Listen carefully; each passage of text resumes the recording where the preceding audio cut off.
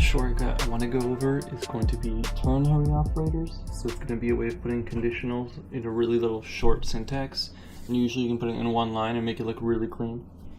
Let's go over what I currently have written out. So we have a full name, Miguel Becerra. We have a greeting, which is going to say welcome, and then the full name, and then we're going to console log the greeting for the console. Now, let's do that for now. Let's see what we get. Node. So we get welcome, Miguel Becerra. Now, let's say the name is equal to undefined. So we go down here.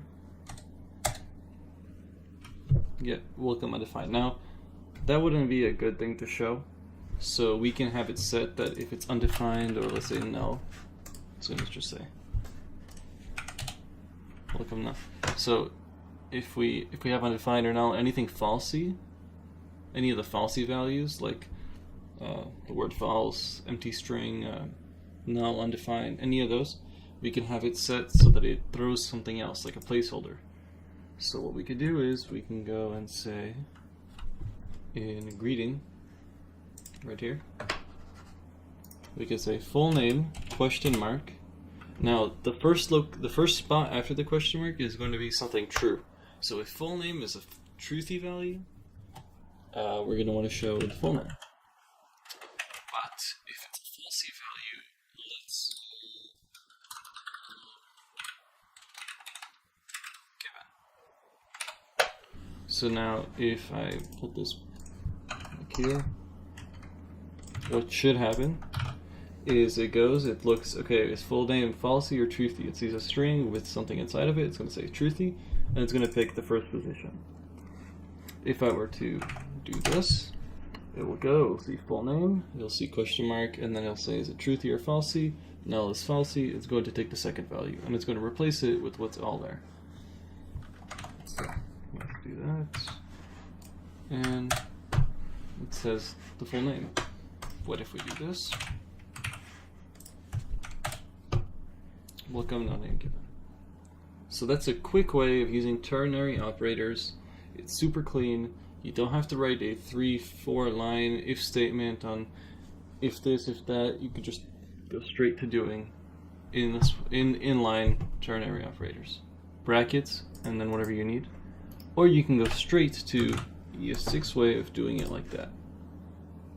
A lot cleaner, a lot more readable. You got this, you can space it out. It's pointing at this block of code. So this parameter is going to be sent to this block of code. Super readable, super understandable. Third shortcut is using default values in function parameters. So in this case, we got a greeting function, and when ran, it will say hello, Mike, or whatever you put in there. If you put in hi. Now, let's say I don't put anything in there. It says undefined, right? And let's say we never want it to be undefined because that's not a proper message to show anyone. We can actually go in here and say, let's just default to hello. So clean, nice message. So now, if we run it with nothing inside, it says hello. If we write it with hi inside, it says hi. One more time. So that's how to put default values, and you can keep going with this. You could put more and just keep on doing equals and whatever. So that's how to put default values in your parameters. So this one's a big one for me. I hate typing long words in programming, and when I can shorten them, I go for it. Especially if I can shorten them and still keep it readable and it still makes sense. So here's an example of one way to do it. We're going to make a function called log that takes in anything and little console.log that anything. Now, every single time in my code, all I need to do is use the log keyword. So now I don't have to write console.log. All I have to do is say log. Now, if you're really lazy, you can make this anything. You can make it just the letter A. Put it down here. There you go. So it's a way of shortening console.log to something small, so that if you tend to use it often, you're not really using the debugging tools or anything like that, you could just make it really short and simple. Now you can do this for a lot of things. Do I recommend it on big scale projects? No. Personal projects, you're doing a portfolio, you want to try and console.log something. So console.log, it makes sense because you shouldn't ever leave console.logs throughout your code, but here it's a good example of how to use it. Shortcut number 5, using switch statements instead of if statements. Here's a perfect example of lots of code being rewritten every single line.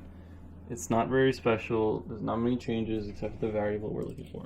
So we've repeated this 4 times throughout our if statement. Now that's really annoying if you have to check for like 5 or 6 names and it looks something like this.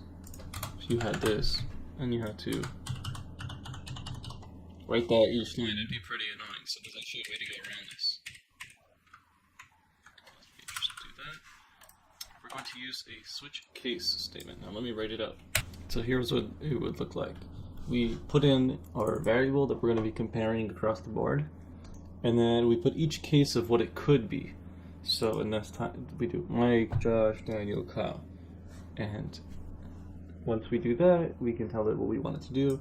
Instead of writing console.log each line, I made an output variable, and one of these will get set to output, and then it will output.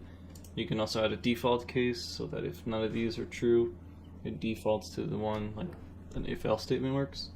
Let's test it out, see what happens. So it says Mike, clearly because it's Mike. Now if I do Daniel, it does Daniel. Now if I do, no, it's going to break. So that's how you do a switch case statement. Definitely recommend looking into these. A lot of the time you could use these early on. When you get a little bit more complicated into conditionals, you're probably not going to use it that much, but it's really cool. If you plan on using if statements and you want to just do one check, here's a quick trick on how to make it look really clean and not take a bunch of space. I'm going to make a variable.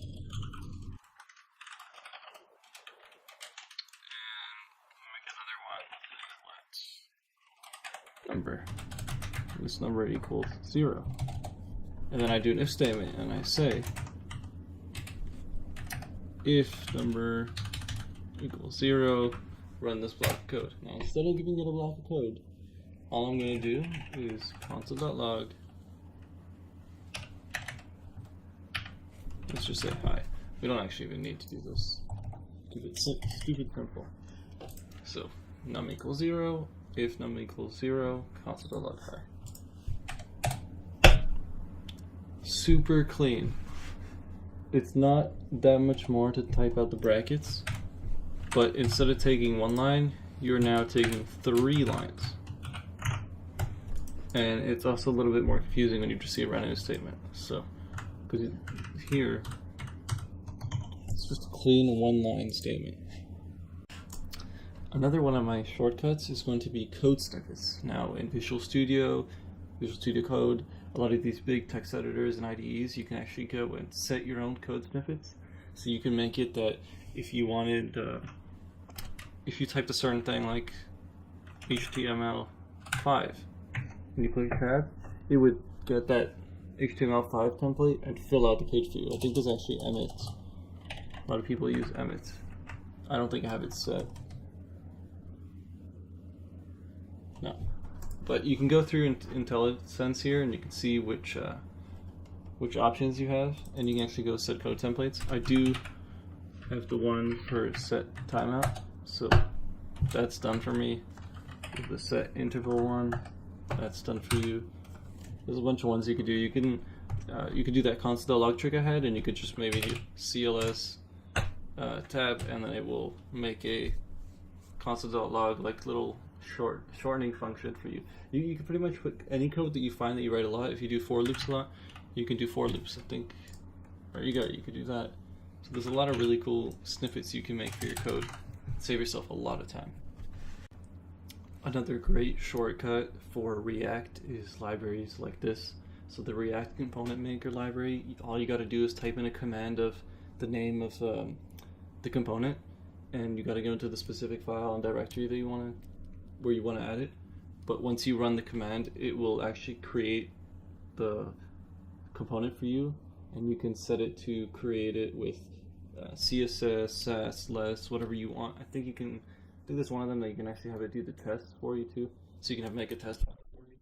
So just saves you a little bit of time. You just type in a quick command, you tell it, make me a Sass component, and then it will go make your boilerplate. Go right away.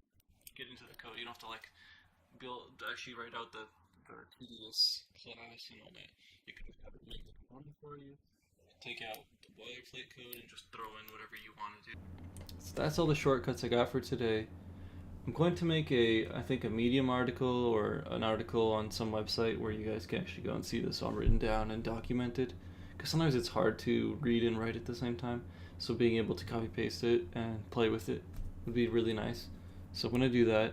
I'm going to be posting it probably on my Instagram. I'll put the link right down here on this corner. And yeah, you can go check me out there. You can ask me questions. You can do all that fun stuff. If you like and subscribe, all it does is help me and keep pushing me to do more content. If you're enjoying it, helps me out a lot. Thanks for watching. See you in the next one.